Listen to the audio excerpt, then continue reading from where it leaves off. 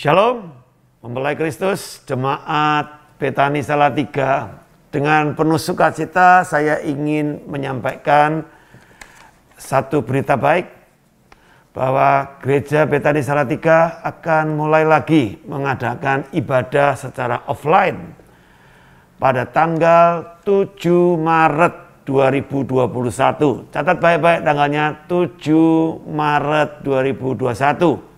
Itu adalah minggu pertama. Jadi tentu akan ada perjamuan kudus, ya. Nah, setelah ibadah akan dibuat 3 kali, jam 7 pagi, jam 9 pagi, dan jam 5 sore.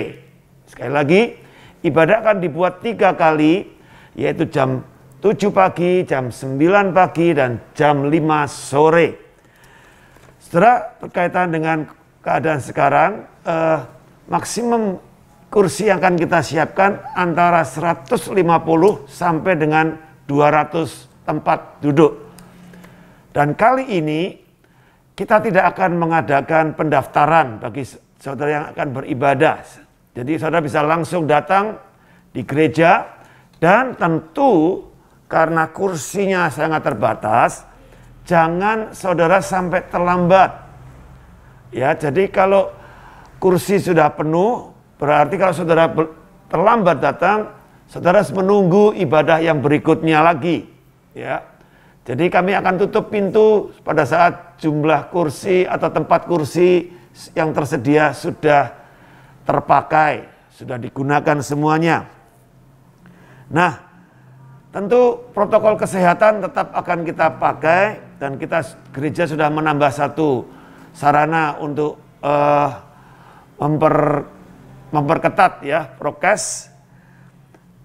Kami hanya mensyaratkan silakan bagi jemaat yang terpenting adalah kondisi tubuhnya sehat, ya, sehat. Nanti akan kami cek melalui temperatur, kemudian juga akan ada cuci tangan dan seterusnya. Khususnya bagi para orang tua jemaat yang memiliki anak, ya, yang masih di bawah usia 12 tahun, seandainya dengan sangat terpaksa harus diajak ke gereja, kami akan mempersiapkan tempat khusus yang terpisah dengan gereja, dengan aula gereja, untuk kami bisa layani. Tapi untuk itu mohon jemaat untuk bisa memberitahukan kami untuk berapa anak dan berapa usianya, memberitahukan ke WA Gereja Betani Indonesia. Prokes yang tetap kita akan kerjakan adalah memakai masker, ya. Saudara tidak wajib lagi untuk menggunakan face shield, tidak apa-apa. Tapi yang penting adalah masker. Masker harus menggunakan masker yang standar, ya, yang 3 lapis minimal, ya. Syukur kita bisa memakai yang medis, ya. Kemudian mencuci tangan dan menjaga jarak. Ya, saya berharap ini jelas buat kita semua, dan tentu untuk ibadah online, secara online masih tetap kami akan layani, ya, tetap akan berjalan seperti pada biasanya. Dan juga ada ibadah virtual melalui Zoom akan juga diadakan pada jam 18.30. Ya, itu kami sebut worship at home. Jadi demikian pemberitahuan kami. Mudah-mudahan ini bisa menjadi satu kabar sukacita buat kita semua. Tapi tetap saya berharap kita tidak menjadi abai dengan protokol kesehatan. Ya, jadi ini menjadi suatu hal yang akan terus saya tekankan supaya tetap kita disiplin protokol kesehatan. Baik, puji Tuhan, mudah-mudahan ini menjadi kabar baik buat kita semua dan bisa menjelaskan atau memberikan informasi yang jelas buat kita semua. Sampai ketemu, Tuhan memberkati kita semua. Amin.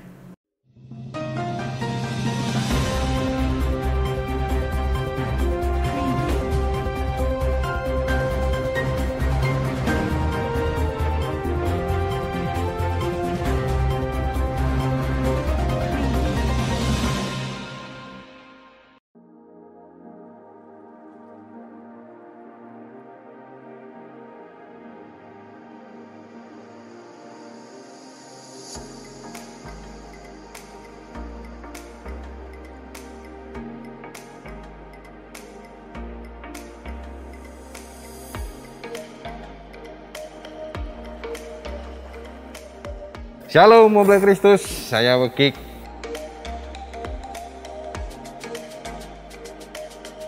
Pelayanan di bagian soji hitam yang akan membawakan Bethany News.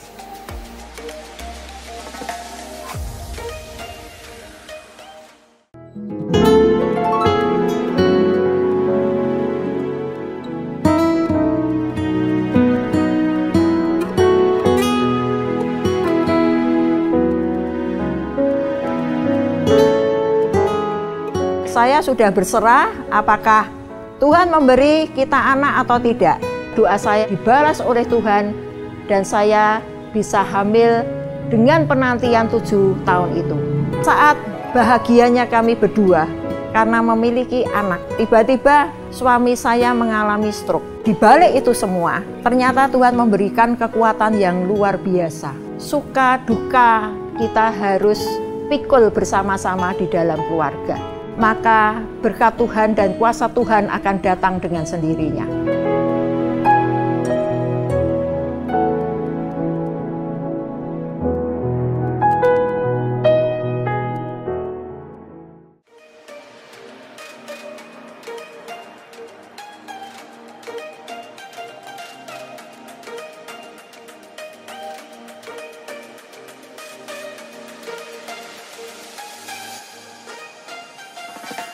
Informasi yang pertama, baptisan air. Nah, baptisan air itu setiap hari Minggu selalu ada. Jamnya jam berapa? Jam 10. Bagi yang ingin dibaptiskan, silakan mendaftarkan diri ke Pak Darmono Ari. Tempatnya di ruang sekretariat gereja. Syaratnya bawa foto 4x6 2 lembar, fotokopi KTP. Yang pasti nulis ngisi formulir. Nah itu monggo. Nah, soal protokol kesehatan di sini semuanya dilakukan sesuai dengan protokol kesehatan. Jadi jangan khawatir, kalau mau baptis kita tetap aman.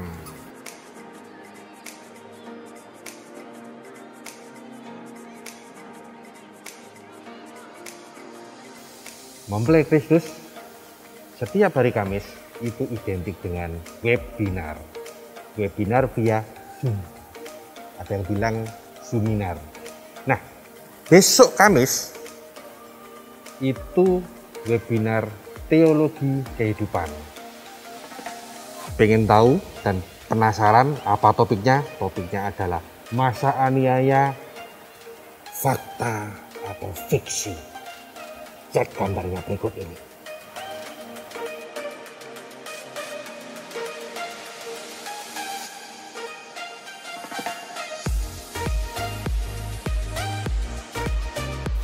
Mempelai Kristus, ada kabar yang sangat menggembirakan di bulan Maret besok. Apa itu? Kita akan mulai ibadah offline. Dan itu akan diadakan 3 kali dalam 1 hari Minggu tersebut. Jadi jam 7, jam 9, dan jam 5 sore. Berhubung sekarang masih pandemi, jadi 1 kali ibadah maksimal hanya 150 jemaat. Karena kita tetap harus menjaga jarak, kanan kiri, depan belakang. Pada saat datang ibadah, tetap masker yang paling utama. Gunakan masker medis. Datanglah lebih awal, maksimal 15 menit sebelum jam ibadah dimulai.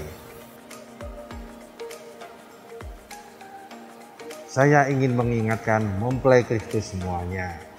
Jadi pada waktu datang untuk beribadah, jangan lupa cuci tangan dulu, kemudian pakai hand sanitizer, masuk gedung gereja, jaga jarak, dan yang paling penting setelah ibadah harus cepat pulang.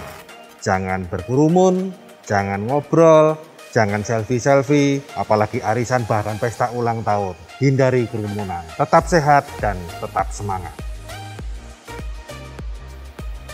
Mempelai Kristus, saya mau lanjutkan bersih-bersih dulu semua peralatan sound system untuk persiapan ibadah offline. Nah, bagi mempelai Kristus yang tidak sempat untuk beribadah offline atau karena kapasitasnya sudah penuh, dapat mengikuti ibadah online melalui YouTube tetap jam 7 pagi. Dan ada juga ibadah virtual melalui Zoom jam 6 sore. Oke, mempelai Kristus, tetap semangat, tetap sehat, keep negatif, Tuhan memberkati. Shalom, jemaat Tuhan yang terkasih. Kembali kita bersama-sama akan beribadah di minggu keempat di bulan Februari. Masih dalam tema perjumpaan ilahi di dalam keluarga. Kami mengajak mempelai Kristus semuanya untuk lebih lagi kita bersama-sama saling mengasihi satu dengan yang lain. Menjadi pasangan hidup yang sesuai dengan apa yang Tuhan sudah teladankan dalam kehidupannya. Mari kita persiapkan hati kita lebih lagi. Dan sebelumnya kita akan deklarasikan firman Tuhan yang ada di Mazmur 91 ayat yang ke-14 hingga 16. Demikianlah firman Tuhan, sungguh hatinya melekat kepadaku, maka aku akan meluputkannya. Aku akan membentenginya sebab ia mengenal namaku. Bila ia berseru kepadaku, aku akan menjawab. Aku akan menyertai dia di dalam kesesakan. Aku akan meluputkannya dan memuliakannya. Dengan panjang umur akan kukenyangkan dia, dan akan kuperlihatkan kepadanya keselamatan daripadaku. Haleluya. Terima kasih Tuhan. Kami persiapkan hidup kami sepenuhnya untuk kami boleh bersekutu lebih lagi memuji menyembah Engkau. Ajar kami untuk terus melekat, untuk kami terus mengasihi Engkau dan mengasihi pasangan hidup kami, mengasihi keluarga kami. Kami siap berikan yang terbaik. Hanya di dalam nama Tuhan Yesus Kristus kami berdoa. Amin.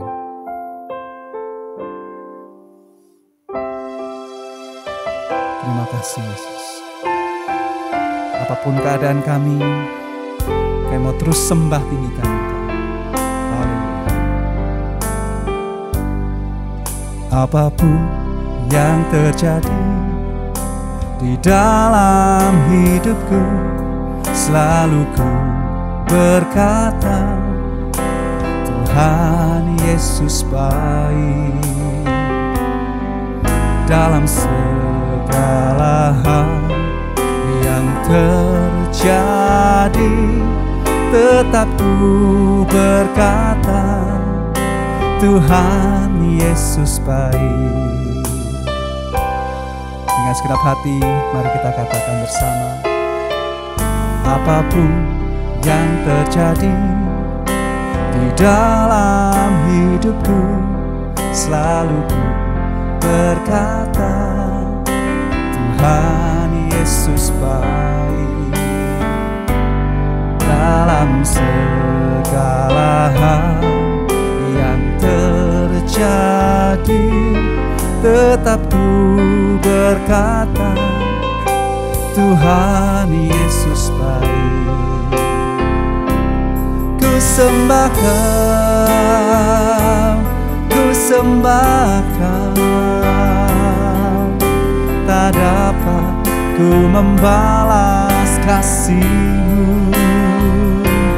Ku sembah Kau, ku sembah Kau Bapa. Ku rindu selalu menyenangkan-Mu. Kamu rindu menyenangkan Engkau Tuhan. Apapun yang terjadi di dalam hidupku, selalu ku berkata, Tuhan Yesus baik. Dalam segala hal yang terjadi, tetap ku berkata, Tuhan Yesus baik. Kami sembah, ku sembah Kau, ku sembah Kau, tak dapat ku membalas kasih-Mu. Ku sembah Kau, ku sembah Kau Bapa. Ku rindu selalu menyenangkan-Mu. Ku sembah Kau,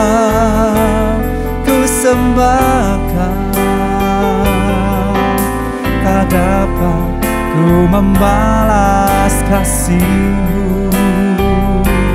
Ku sembah Kau, ku sembah Kau Bapa. Ku rindu selalu menyenangkan-Mu. Bagi yang rindu menyenangkan Tuhan, sembah Dia, katakan, ku sembah Kau, ku sembah Kau. Tak dapat ku membalas kasih-Mu. Ku sembah Kau, ku sembah Kau Bapa. Ku rindu selalu menyenangkan-Mu. Kami sembah Kau, ku sembah Kau, ku sembah Kau. Tak dapat ku membalas kasih-Mu. Ku sembah Kau, ku sembah Kau Bapa. Ku rindu selalu menyenangkan-Mu. Ku rindu selalu menyenangkan-Mu. Ku rindu selalu menyenangkan-Mu. Haleluya. Para yang rindu menyenangkan hati Tuhan saat ini, angkat hatimu, bawa segenap hidupmu, sembah tinggikan Dia. Haleluya Tuhan, kami bermazmur bagi nama-Mu, Allah yang hidup, Allah yang mengasihi setiap kami, Allah yang memberkati setiap kami Tuhan.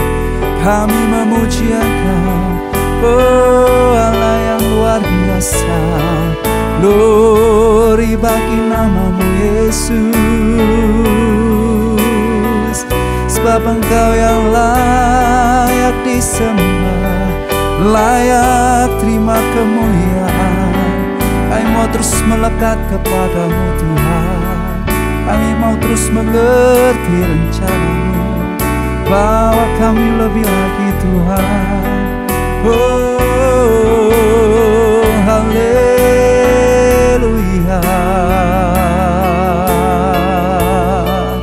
kami sembah Allah yang hidup, Allah yang layak terima pujian. Oh,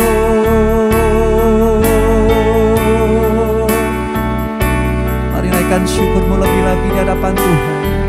Ambil waktu yang terbaik bersama dengan segenap keluarga, tinggikan dan sembah Yesus Kristus Tuhan. Haleluya. Ya Rabaya Syekh, kami sembah Kau Yesus Tuhan.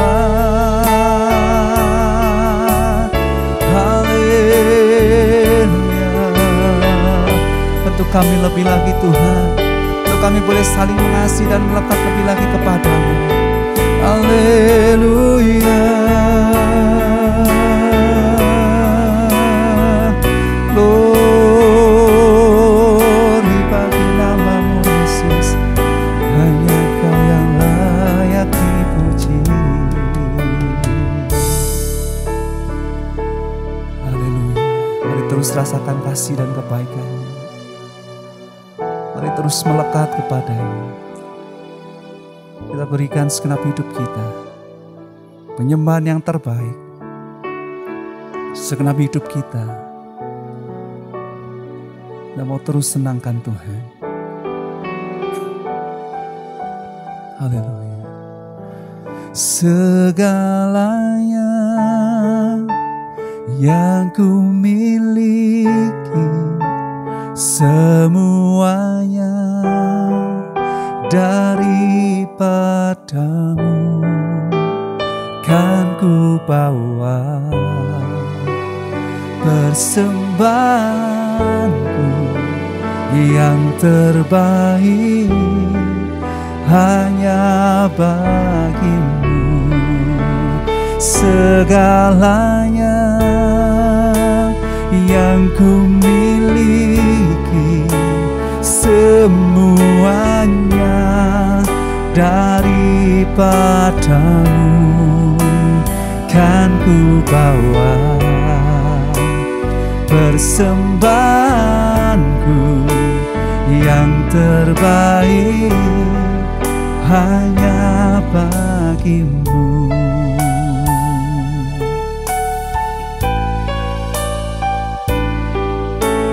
Tidak dengan tangan yang hampa ku datang ke hadirat-Mu, mengucapkan rasa syukurku atas segala berkat-Mu. Tidak dengan tangan yang hampa ku sujud menyembah-Mu,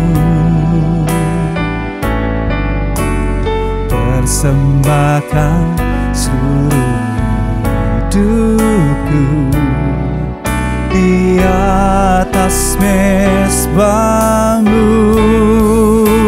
Segalanya yang ku miliki, semuanya daripada-Mu kan kami bawa Tuhan, kan ku bawa.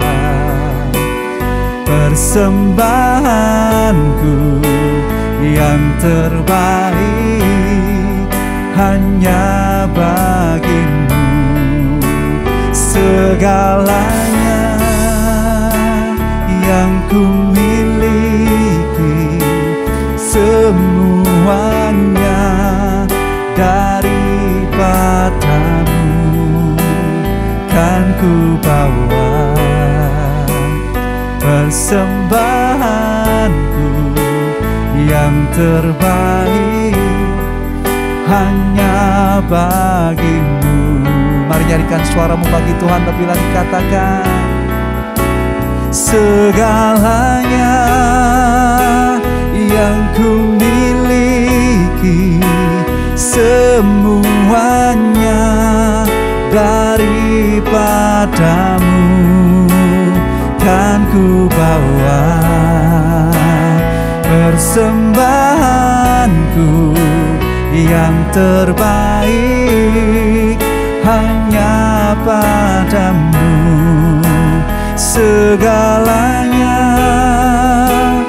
yang ku miliki, semuanya daripada-Mu kan ku bawa. Persembahanku yang terbaik hanya bagimu kan ku bawa. Persembahanku yang terbaik hanya bagimu kan ku bawa. Persembahanku yang terbaik hanya bagimu. Berikan tepuk tangan dan sorak-sorai bagi Yesus Kristus Tuhan. Haleluya. Engkau Allah yang layak terima segala puji, hormat, kemuliaan. Kami tinggikan Engkau Raja di atas segala raja. Haleluya, haleluya. Kudus dan mulia nama-Mu. Haleluya, haleluya. Ku sembah Kau Yesus, ku sembah Kau. Haleluya, haleluya.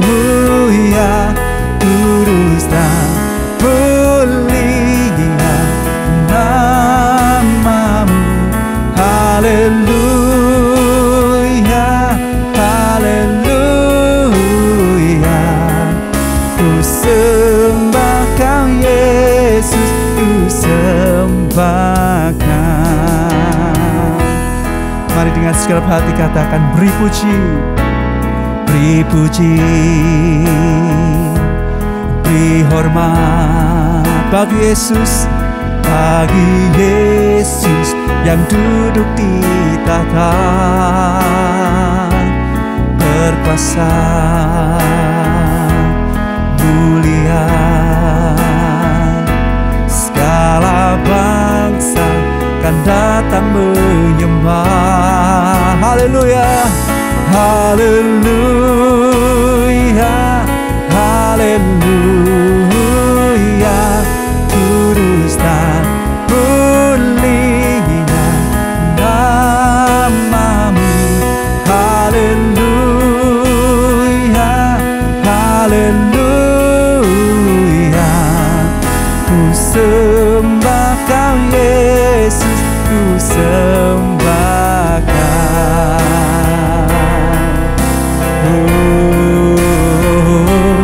Haleluya,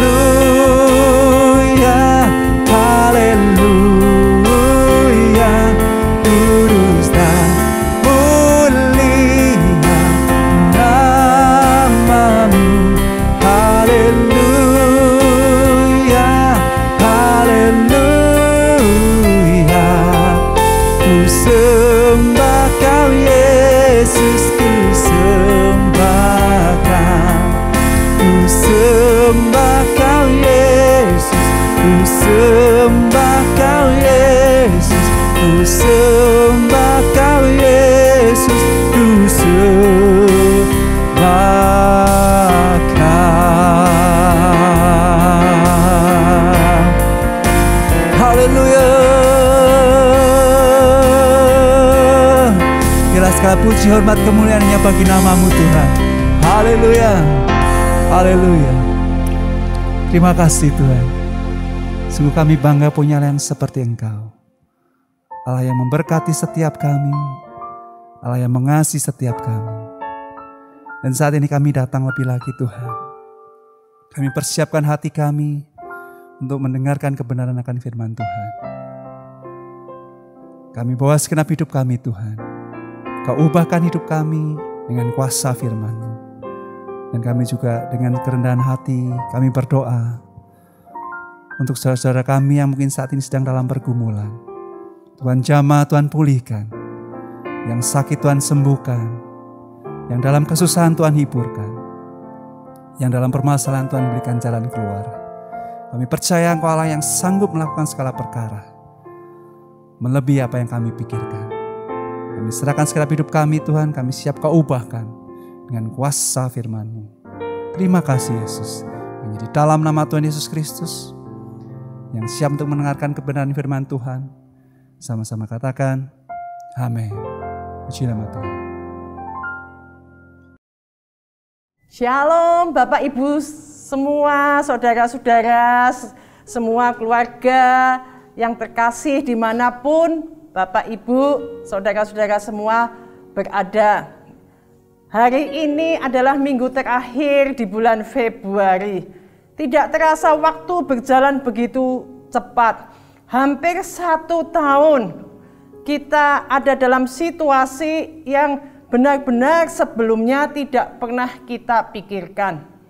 Memang keadaan situasi di sekeliling kita seringkali tidak bisa kita prediksi, tidak bisa kita ramalkan. Ya kecuali mungkin ada ramalan cuaca, oh besok hujan, besok terang. Tapi seperti pandemi ini ada satu keadaan yang benar-benar tidak pernah kita pikirkan sebelumnya yang melanda seluruh bumi ini. Di dalam kitab Mazmur 23 itu menunjukkan bahwa keadaan manusia itu bisa sewaktu-waktu berubah. Ada kalanya kita ada di padang rumput yang hijau, di air yang tenang. Tapi ada kalanya kita ada di padang gurun yang gersang, yang tidak ada airnya, sulit mencari air dan lain sebagainya. Sehingga memang benar-benar keadaan kita sebagai manusia tidak bisa bergantung pada situasi keadaan itu sendiri. Kita harus mempunyai satu kekuatan, satu keteguhan, supaya dalam menghadapi situasi apapun kita tidak akan goyah, saudara.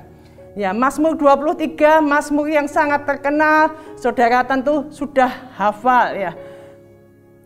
Tuhan adalah gembalaku, takkan kekurangan aku. Ia membaringkan aku di padang yang berumput hijau. Ia membimbing aku ke air yang tenang. Ia menyegarkan jiwaku. Ia menuntun aku di jalan yang benar. Dan oleh karena namanya, sekalipun aku berjalan dalam lembah kekelaman, aku tidak takut bahaya sebab Tuhan besertaku. Jadi di sini menggambarkan keadaan manusia yang bisa sewaktu-waktu berubah. Yang menjadi persoalan kita adalah bagaimana supaya kita tetap bisa teguh, bisa kuat dalam menghadapi situasi apapun yang selalu berubah-ubah dalam setiap saat. Oleh sebab itu, Bapak Ibu, kita mau belajar firman Tuhan pada pagi hari ini, supaya kita bisa kuat, teguh, dan tidak goyah, supaya kita tetap bisa berkemenangan dalam setiap persoalan hidup kita. Karena setiap saat ada hal-hal yang harus kita hadapi, ada tantangan-tantangan kehidupan ini yang harus kita hadapi, ada persoalan-persoalan yang harus kita pecahkan, ada masalah-masalah yang harus kita atasi. Dan khususnya dalam masa pandemi ini, banyak orang yang kadang-kadang putus asa, kehilangan pekerjaan, bahkan kehilangan orang-orang yang sangat dikasihinya. Yang karena ada COVID-19, mereka tidak bisa tertolong. Ada gereja-gereja yang kehilangan pendetanya. Ada yang juga kehilangan romonya. Saudara, banyak hal yang membuat kadang-kadang kita putus asa, kadang-kadang kita kehilangan pengharapan. Di dalam 1 Petrus 1 ayat 3, kita baca sebentar 1 Petrus 1 ayat 3. Di situ dikatakan, terpujilah Allah dan Bapa Tuhan kita Yesus Kristus, yang karena rahmat-Nya yang besar telah melahirkan kita kembali oleh kebangkitan Yesus Kristus dari antara orang mati kepada satu hidup yang penuh pengharapan. Jadi saudara, jangan khawatir, jangan takut. Apapun yang saudara dan saya alami, hidup kita di dalam Kristus itu adalah suatu hidup yang penuh pengharapan. Tetapi kita harus tahu caranya, bagaimana supaya kita tidak goyah, tetap kuat di dalam situasi apapun.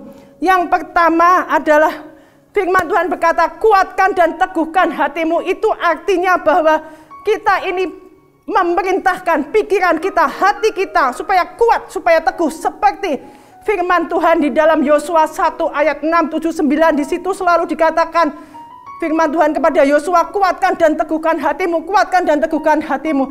Artinya bahwa kita ini memerintahkan diri kita sendiri untuk kuat dan teguh. Kadang-kadang kita berdoa, Tuhan kuatkan aku, ya itu tidak salah. Tapi sebenarnya itu ada bagian kita yang harus kita kerjakan. Nah, sekarang bagaimana kita bisa kuat, bisa teguh, kalau kita tidak pernah ada firman Tuhan yang hidup, yang menghidupi, yang memberi kekuatan. Firman Tuhan itulah kekuatan. Firman Tuhan itulah makanan. Oleh sebab itu saudara, di masa pandemi ini, di mana banyak pekerja harus tinggal di rumah, banyak waktu untuk kita mendalami firman Tuhan. Banyak waktu untuk kita lebih bersekutu dengan Tuhan. Sehingga di situ ada kekuatan yang lebih. Di dalam menguatkan hidup kita. Kita harus ingat beberapa yang harus kita ingat. Kita harus ingat terus akan firman Tuhan. Itu yang membuat kita teguh dan kuat. Apa yang kita ingat? Bahwa hidup kita ini tidak hanya di muka bumi saja. Yang penting adalah hidup kita sudah diselamatkan.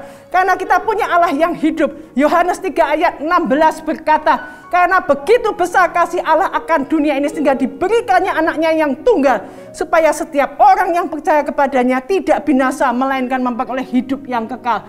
Jadi kita harus mengingat betapa kasih Tuhan buat kita semua, sehingga anaknya sendiri dikorbankan. Betapa menderitanya Tuhan di atas kayu salib, supaya saudara dan saya yang penuh dengan dosa ini bisa memperoleh keselamatan, bisa memperoleh kehidupan yang kekal. Hidup yang kekal ini dicari oleh semua orang, Bapak Ibu. Semua orang ingin hidup kekal, tapi kita sungguh-sungguh menjadi hamba-hamba Tuhan, anak-anak Tuhan yang luar biasa, yang dimana kita diberikan gratis untuk percaya dan diselamatkan karena kasih Allah. Jadi kita harus tahu, harus ingat bahwa betapa besar kasih Allah kepada kita, sehingga itu menjadikan satu kekuatan yang luar biasa. Apalagi yang bisa kita ingat untuk menjadi kekuatan kita, yaitu bahwa Tuhan datang, Yohanes 10 ayat 10. Tuhan Yesus datang untuk memberi hidup dan hidup dalam segala kelimpahannya. Kelimpahan ini bukan berarti bicara secara materi saja, tapi adalah satu kelimpahan kehidupan, saudara.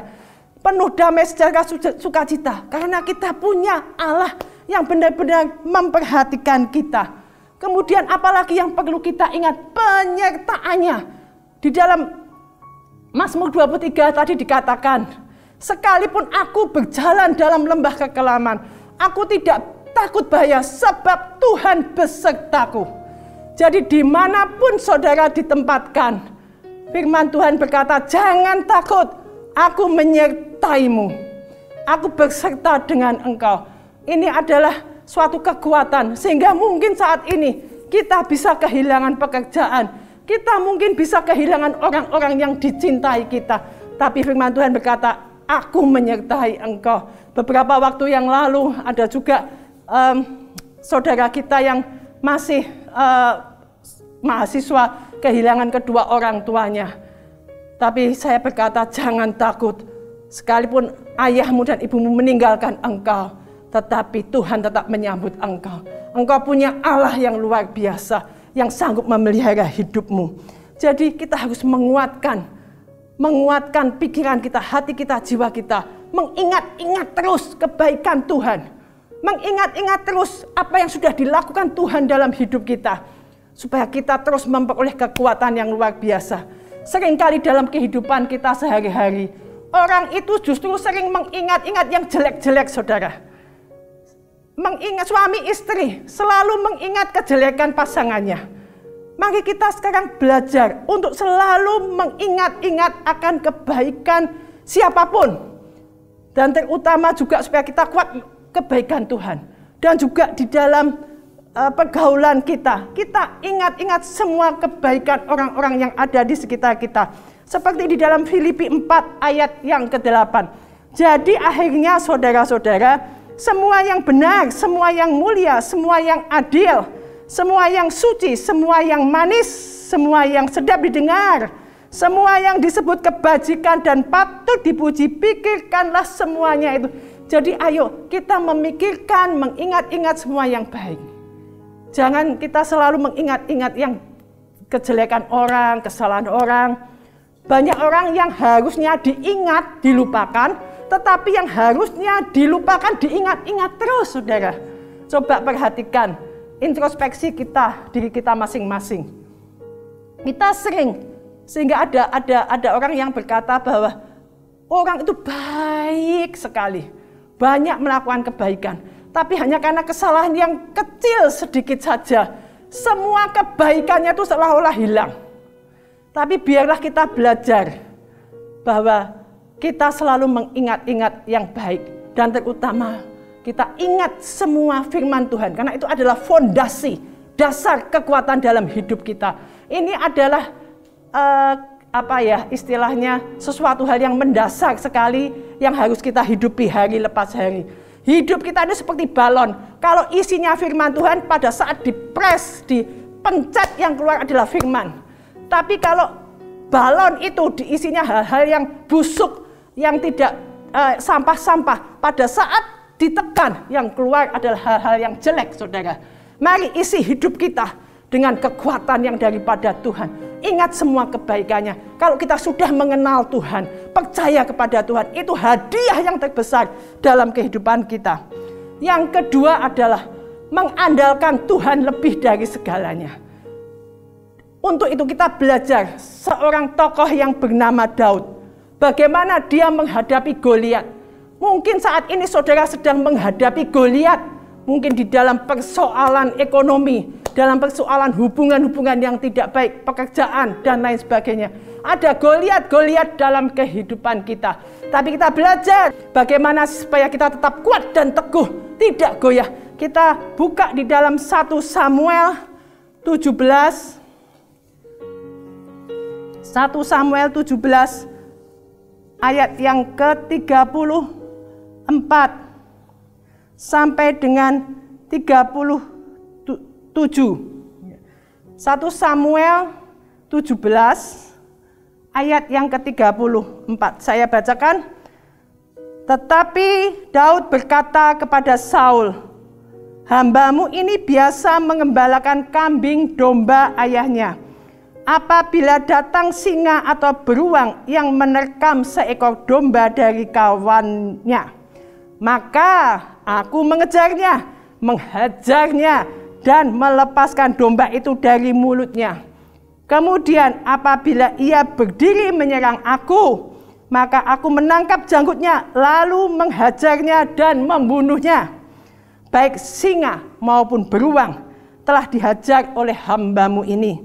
Dan orang Filistin yang tidak bersunat itu, ia akan sama seperti salah satu daripada binatang itu, karena ia telah mencemooh barisan daripada Allah yang hidup."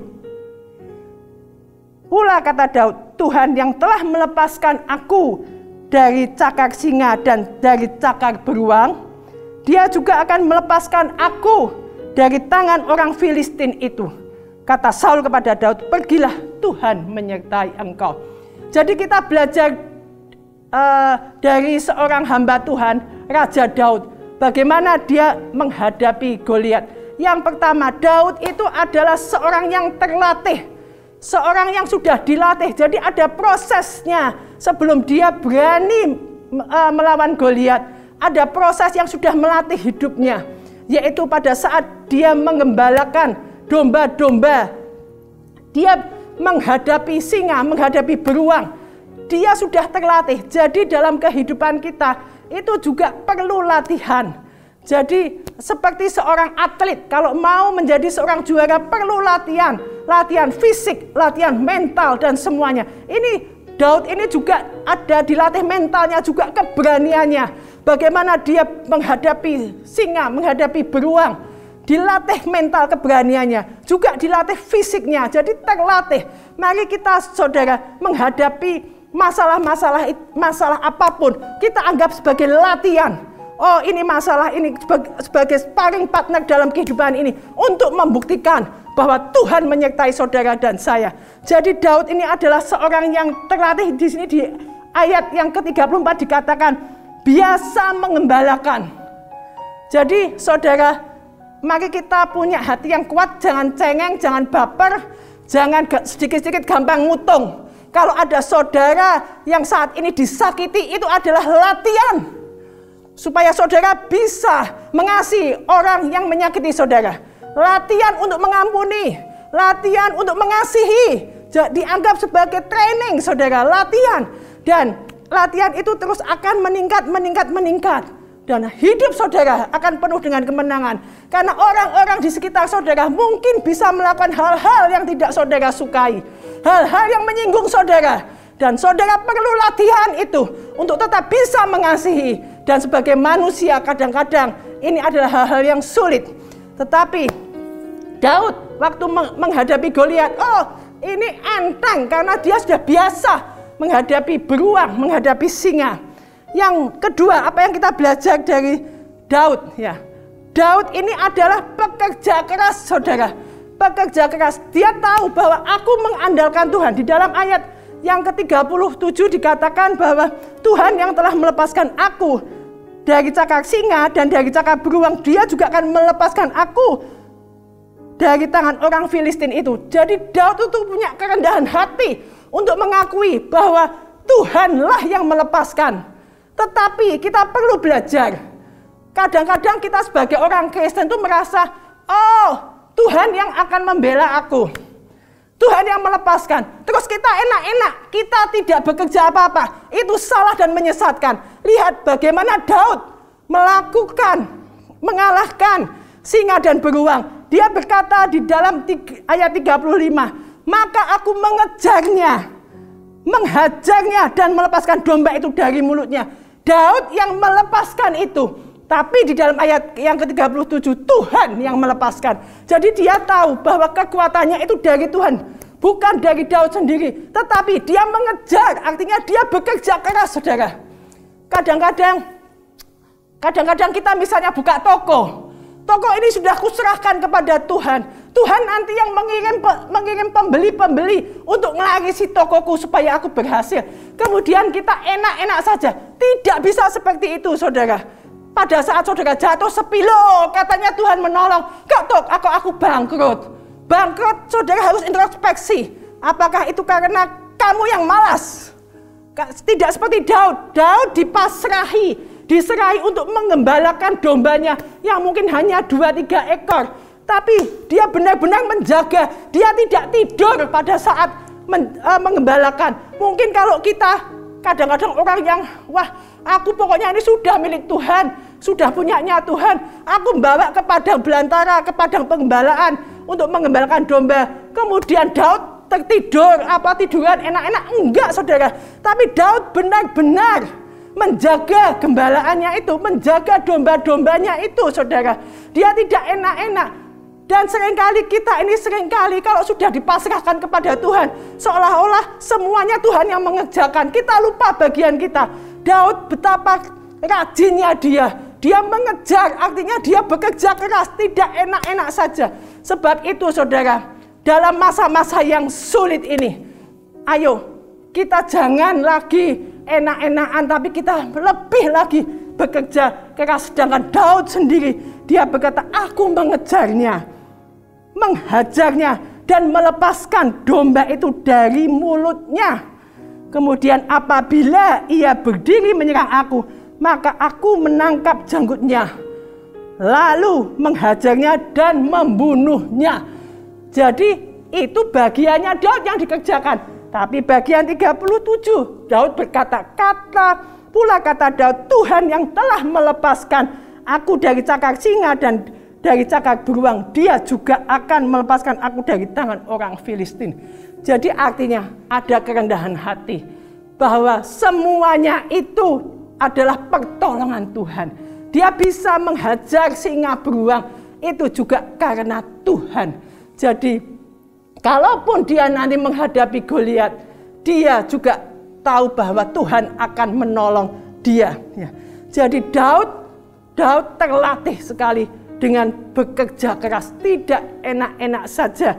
Jadi sebagai seorang Kristen, sebagai orang yang sudah mengenal Tuhan, lakukanlah apa yang menjadi bagian saudara. Dan Tuhan juga akan melakukan apa yang menjadi bagiannya Tuhan. Seringkali kita menagih janji-janji Tuhan. Tuhan katanya kalau jadi orang Kristen itu diberkati. Katanya kalau jadi orang Kristen itu disembuhkan. Tapi kita lupa ada bagian yang harus kita lakukan. Karena kekristenan adalah perjanjian. Saudara, mari kita introspeksi. Apa yang sudah kita lakukan juga, apakah sudah menuruti firman Tuhan atau tidak. Dan kita percaya banyak dalam perjalanan hidup ini, banyak kesalahan yang telah kita perbuat. Tapi Tuhan adalah Allah yang penuh kasih, penuh pengampun. Saya sebagai hamba Tuhan pun banyak kesalahan, sampai sekarang pun banyak hal-hal yang kadang-kadang kita lakukan tidak seperti apa yang Tuhan mau. Seringkali kita berpikir, oh ini maunya Tuhan, tapi belum tentu Tuhan mau. Oleh sebab itu, mari kita terus semakin dekat, semakin melekat kepada Tuhan. Jadi terlatih bekerja keras. Kita khususnya di masa-masa seperti ini, mari kita lebih lagi bekerja dengan hikmat, kerja keras dan kerja cerdas, saudara. Itu saat ini yang diperlukan. Daud tidak hanya mengandalkan Tuhan saja, tapi dia juga bekerja keras. Karena tahu bekerja keras itu juga adalah salah satu bagian yang Tuhan inginkan dalam kehidupan ini. Mari perintahkan diri kita untuk tidak lagi malas-malasan. Kalau kita malas, amblas saudara. Kemudian yang ketiga, bagaimana supaya kita bisa teguh kuat? Kerukunan saudara, kesatuan dalam keluarga.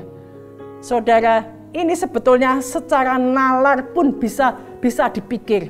Firman Tuhan di dalam Mazmur 133 berkata, sungguh alangkah baiknya dan indahnya apabila saudara-saudara diam bersama dengan rukun, seperti minyak yang baik di atas kepala meleleh ke janggut, yang meleleh ke janggut Harun dan ke leher jubahnya, seperti embun gunung Hermon yang turun ke atas gunung-gunung Sion, sebab kesanalah Tuhan memerintahkan berkat kehidupan untuk selama-lamanya.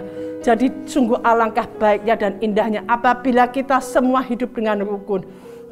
Kita bisa rukun dalam komunitas kita, dimulai dari kerukunan dalam keluarga, rukun dengan pasangan hidup.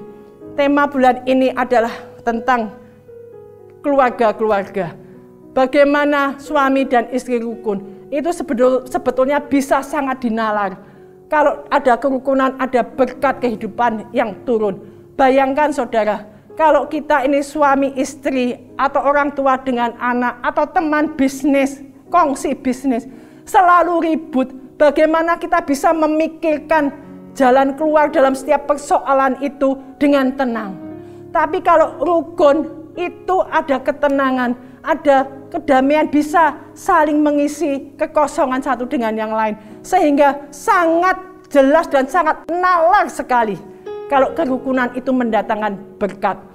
Dan kalau ada ketidakrukunan, bagaimana bisa berdiskusi dengan baik untuk memecahkan satu persoalan kalau kita sendiri pun tidak bisa rukun. Suami istri khususnya harus, ayo kita rukun, bersatu hati.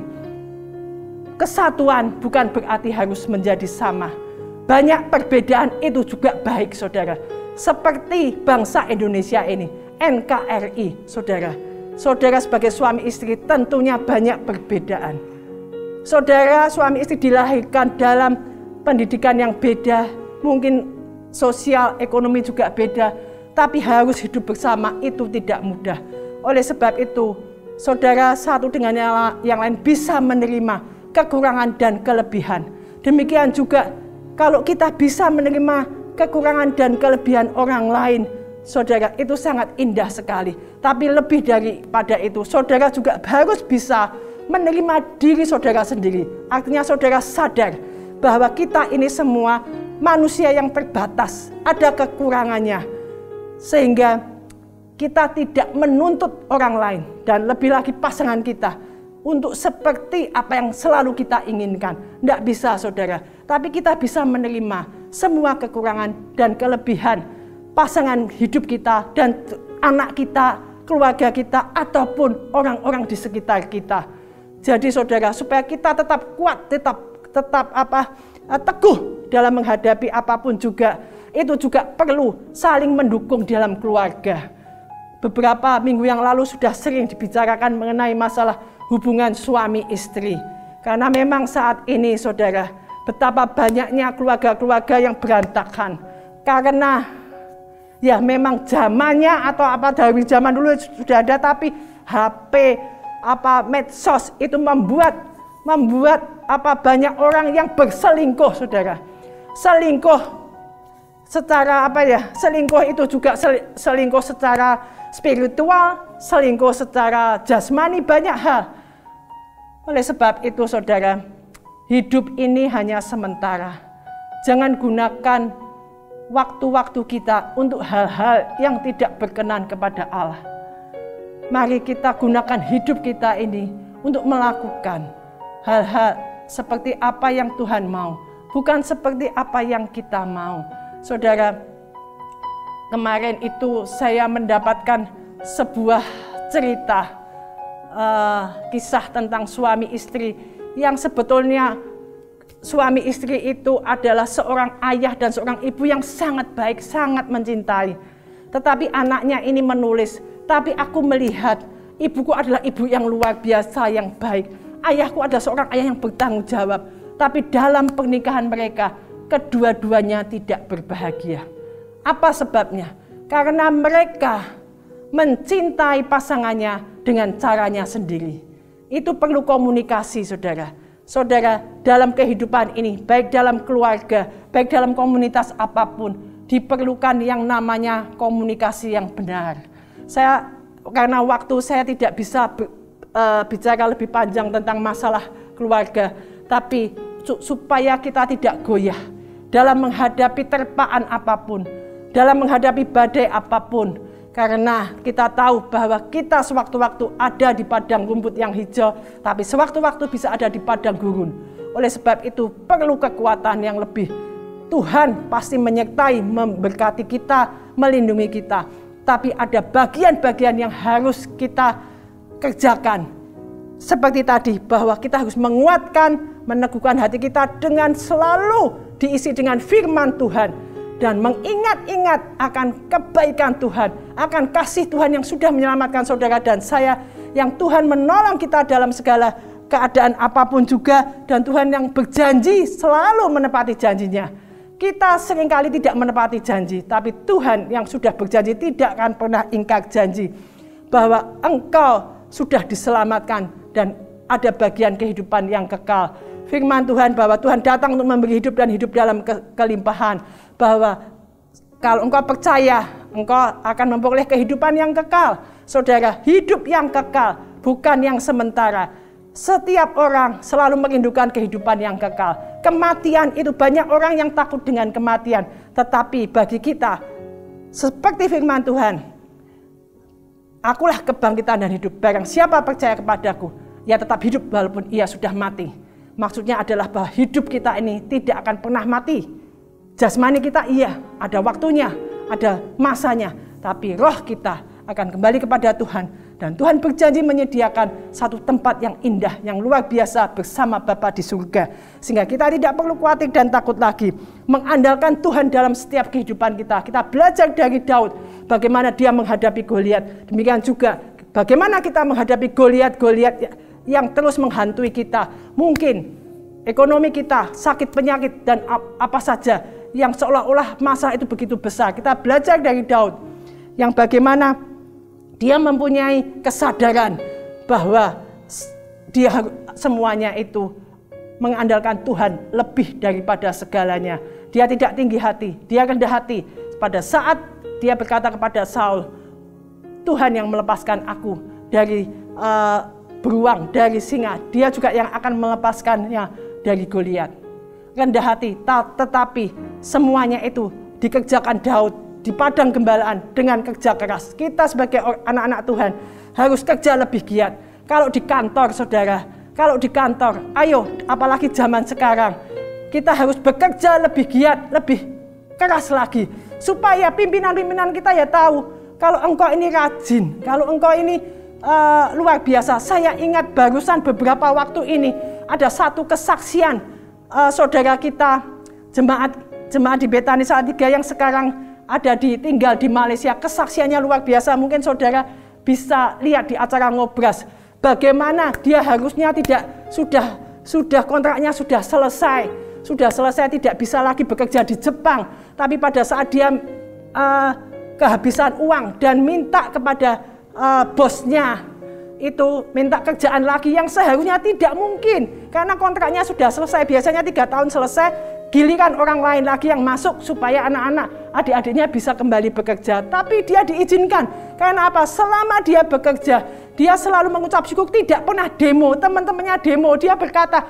ayo ini gaji kita ini kurang, masa dibandingkan dengan orang-orang Jepang kita cuma separuhnya. Tapi dia berkata, aku mengucap syukur, gaji ini besar sekali dibandingkan di Indonesia.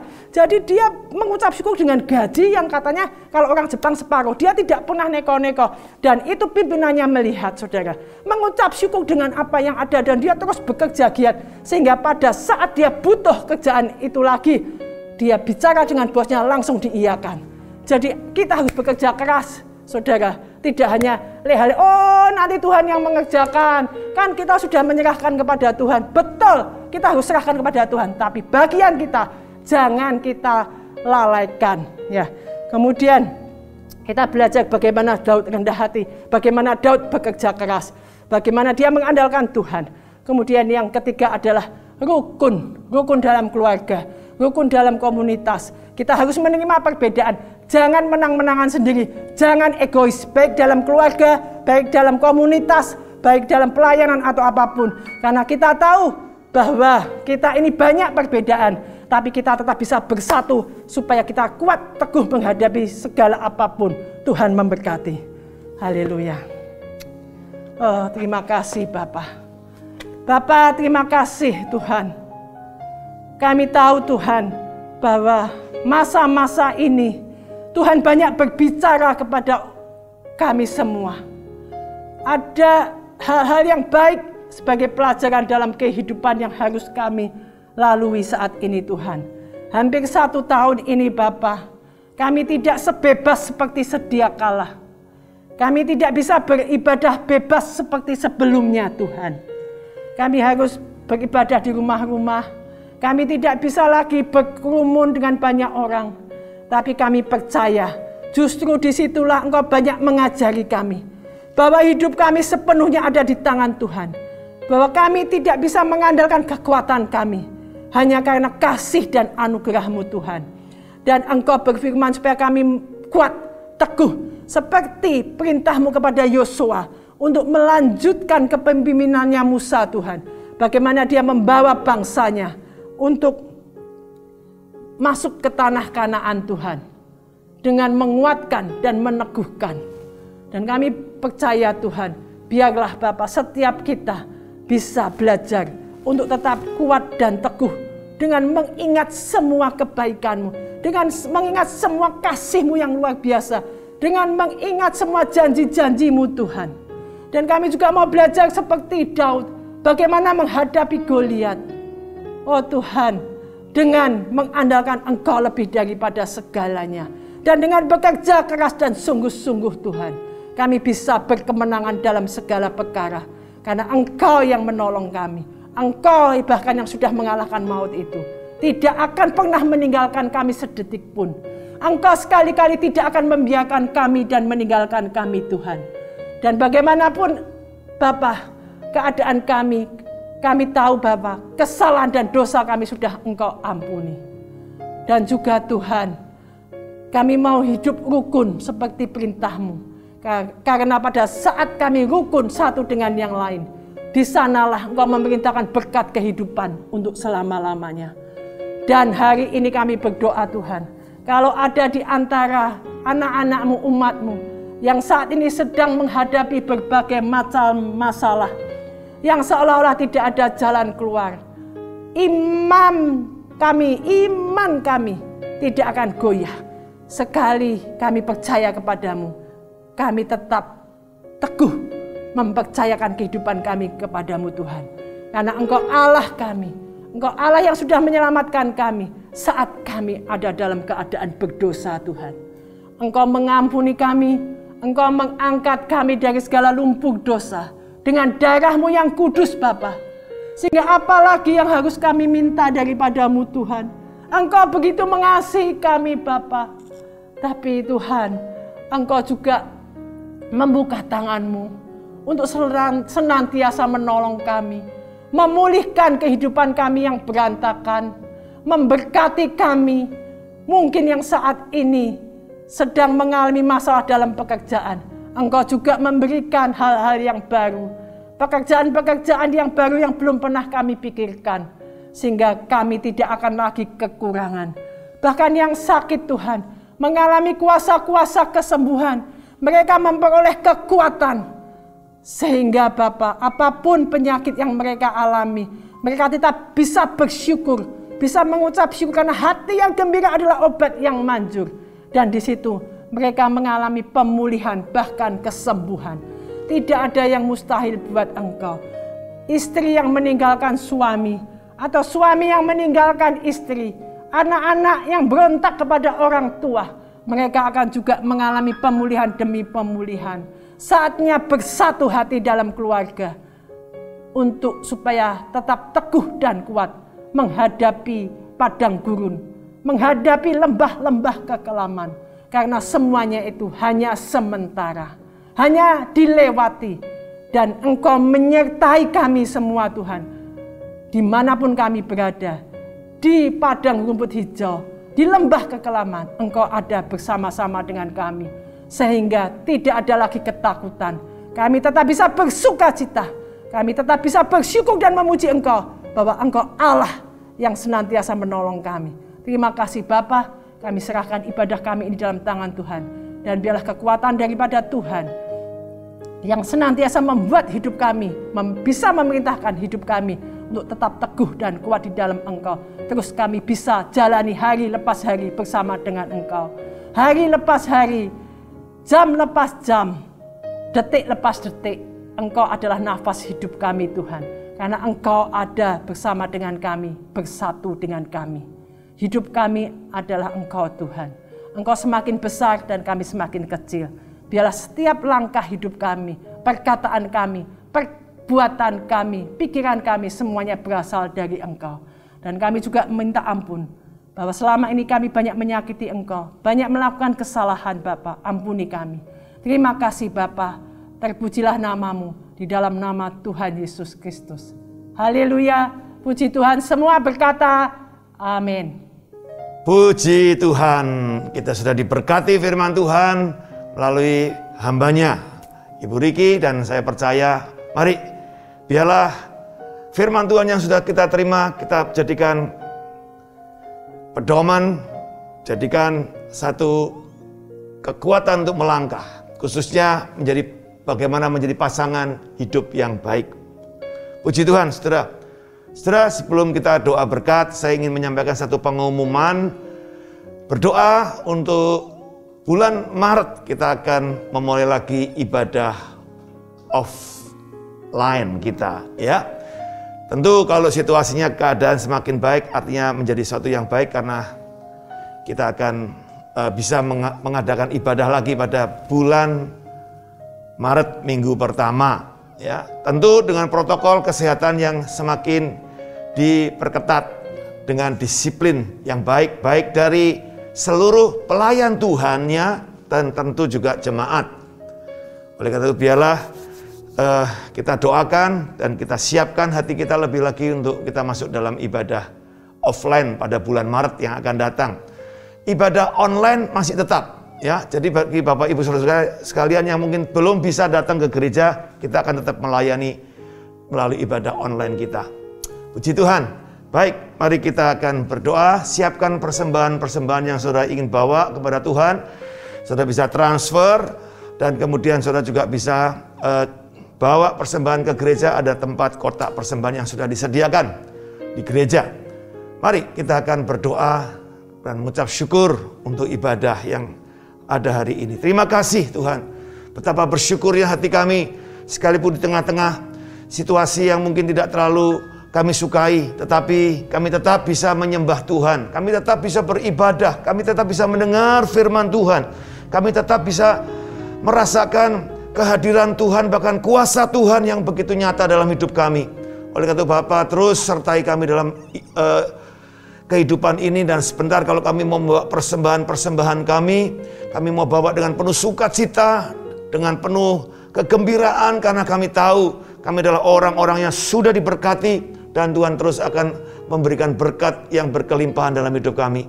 Kami berdoa tidak ada satupun yang kekurangan di antara kami, karena kami melakukan firman Tuhan. Kami menerapkan firman Tuhan. Kami mengerjakannya dengan sungguh-sungguh. Terima kasih Bapa. Terima kasih, dan sebelum kami pulang, kami mau berdoa seperti Tuhan Yesus mengajarkan kami berdoa. Mari sama-sama. Bapa kami yang ada di sorga, dikuduskanlah namamu. Datanglah kerajaan-Mu, jadilah kehendak-Mu di bumi seperti di sorga. Berikanlah kami pada hari ini makanan kami yang secukupnya. Dan ampunilah kami akan kesalahan kami, seperti kami juga mengampuni orang yang bersalah kepada kami. Dan jangan bawa kami ke dalam pencobaan, tapi lepaskanlah kami daripada yang jahat.